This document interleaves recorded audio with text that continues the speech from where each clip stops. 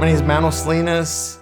I am 33 years old. I'm a logistics broker here in Gainesville, Georgia. I was on my motorcycle I was riding down Brownsbridge Road. I've been riding for at least 16, 17 years. So, I know safety, my surroundings. I was wearing all my protective gear. So I'm looking back and I look in the mirror, I had a glance and I see the car coming from far away. I look back again, I glance down from that. I saw the car coming from far away.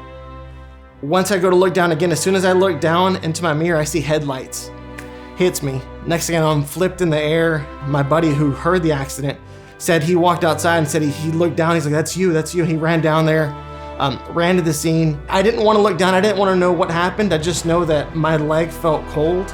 I could just feel wind going through my leg. I didn't want to know what happened. For all I knew, I lost my leg. That's as far as I knew. The motorcycle was literally in pieces. Like the tire came off of the rim. The back of the motorcycle was split into 3 pieces. And I was like, I'm just lucky to be alive. I ended up having to get 42 staples and a bunch of stitches on my leg. It's called an avulsion. I wasn't thinking about the legal stuff behind it while this was going on. My sister did her research and found Miss Davies online. Said, hey, give her a call. At that time, I was still literally I had just gotten out of surgery. While I was at the hospital, obviously I needed medical equipment for me to be able to be mobile after surgery, and the insurance didn't want to pay for it. The health insurance didn't want to pay for it.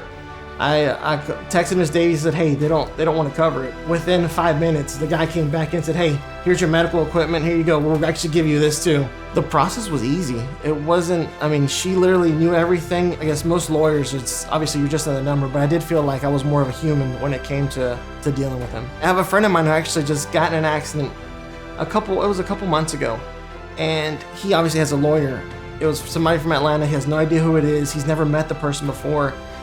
And he has no idea what's going on with his process. And he's coming to me asking for advice. This is literally your life that's at a standstill, that's at a stop. So it's good to be informed, and he's not informed at all. When I was working with her, she would let me know everything that was going on along the way. Like, I do feel like I fully recovered. I take it as obviously like a chapter in my life that I went through, and I do feel like there was closure at the end of it.